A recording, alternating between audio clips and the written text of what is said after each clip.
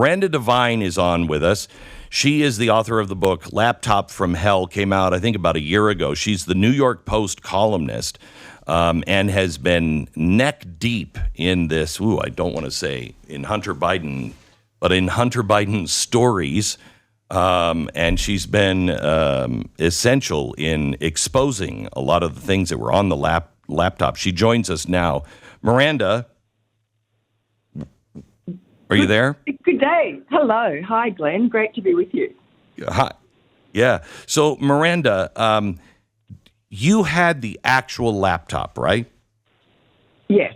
Well, the hard drive, which is the hard drive. Yes. Complete replica of the laptop. Okay. So I have a friend, Peter Schweizer, who is got a team of people, and they're very, very good. I know you're very, very good. How did we not see the email that says, I'm sitting here on the couch with my dad, and we want our money, China?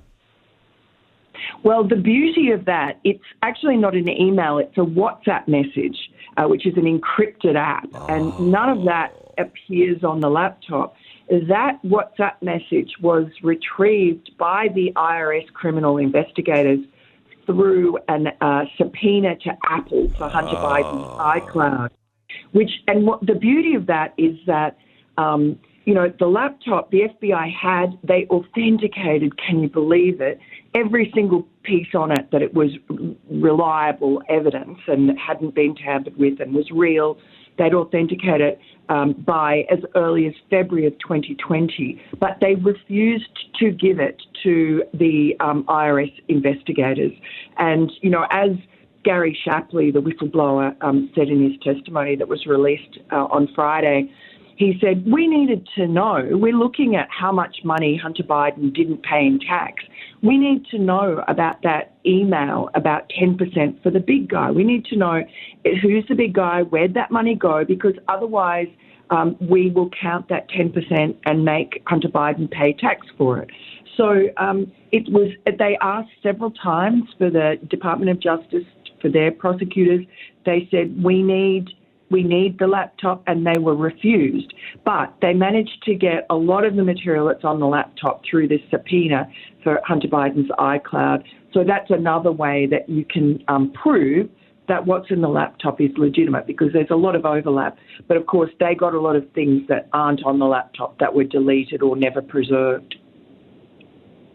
How much money do you think, and do we have a reasonable idea of how much money the Bidens have made through these kinds of things?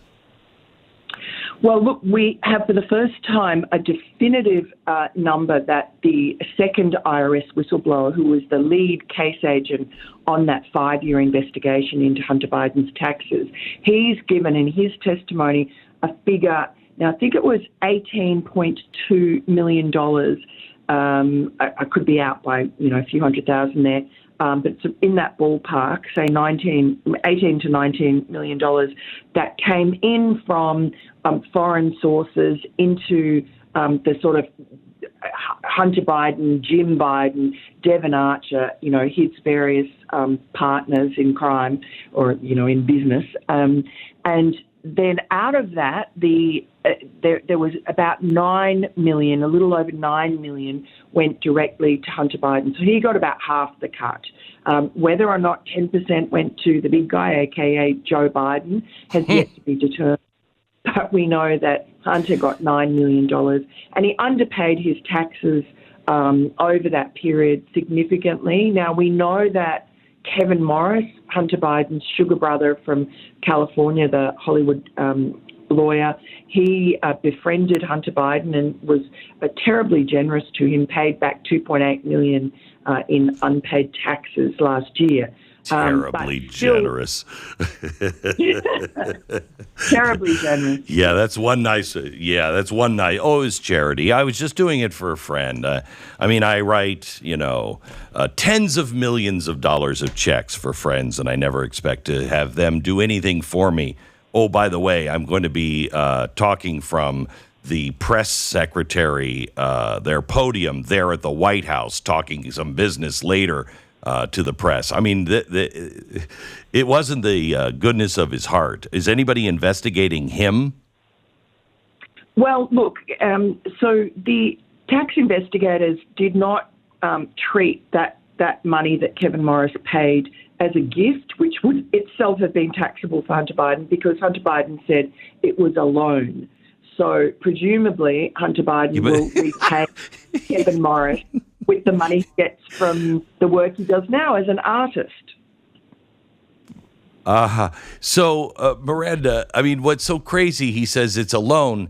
That's what he said about the money he was paid from Burisma when they put the money into Rosemont Seneca. He didn't pay any taxes because he said it was a loan and then just never paid it back. Yeah, that's right. I mean, and it's just what these IRS guys who've been doing this for, a quarter of a century between them, they say this is textbook tax evasion. When you get paid, you put it into another company, you say it's a loan. You can't give yourself a loan that you never pay back. So they obviously wanted to charge that as tax evasion, but that was in 2014, 2015, when Hunter Biden was living in Washington, D.C. And turns out David Weiss, the U.S. Attorney for Delaware, who was given all of the Hunter Biden investigations that came in from all around the country, for some reason by Bill Barr, they all went to Delaware. And David Weiss, just asked nicely of the Washington, D.C. U.S. Attorney who'd been appointed by Joe Biden, could I please lay some charges against Hunter Biden in your jurisdiction? And surprise, surprise, U.S. Attorney in Washington, D.C., Matthew Graves, said, no, you can't. Same thing happened in the Central District of California for the later years, where Hunter Biden had been living in Malibu and Venice Beach. And no, you can't do it, another Biden appointee. And David Weiss just meekly accepts that, and then the statute of limitations run out on those, which were the biggest part of the charges, the most serious for Hunter Biden, and also encompassed Foreign Agent Registration Act violations. So, in other words, foreign lobbying. There was evidence of that all over the laptop. And we could never understand why on earth weren't those charges brought. Now we know from the whistleblowers it's because the Department of Justice allowed the statute of limitations to run out, because David Weiss said, oh, well, we can't bring charges because these U.S. attorneys who were appointed by Biden won't let us. And so last October, when Gary Shapley, the IRS whistleblower, and his crack team, they're like the SEAL team of the IRS. They are the ones who go. He's collected $2.5 billion of taxes on behalf of the American taxpayer from all over the world, actually, in his career. So he is the number one. He's the GOAT of IRS investigators, and he's had this meeting in October with Weiss and said, why on earth did you let the statute of limitations run out? And Weiss says, well, I went to the Department of Justice and I asked if I could be made special counsel so that I could bring charges in those jurisdictions, and they refused me. Well, now Merrick Garland has come out and said that's not true, that the only person who can make Weiss a special counsel is me, and he never asked. And so someone's lying, and that the Republicans need to haul them in. I will tell you, my best guess is they're probably both lying to some degree or another. Yeah. But let me ask you, I've got about 30 seconds. You have been on this story for years. I mean, you were at the Post when the laptop was, Russian disinformation, and they banned the Post from, any social media. Do you think we're at a turning point, or is this more of the same that's not going to amount to anything or anybody going to jail? I think that the Gary Shapley's testimony and his partner is a game changer, because they brought evidence that is separate from the laptop and is not just hearsay or one person's word against Joe Biden's. This is evidence, transcripts of interviews with Hunter Biden's former business partners, memorialized conversations with 6 witnesses between Gary Shapley and, David White and DOJ prosecutors or, district attorneys who were obstructing. So I think there is clear evidence of malfeasance by the Department of Justice, involvement of the highest level of the FBI.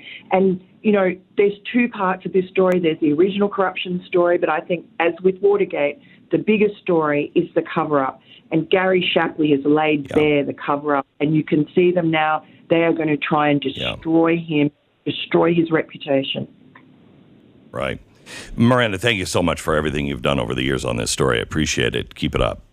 Miranda Devine, author of Laptop from Hell and a columnist for the New York Post.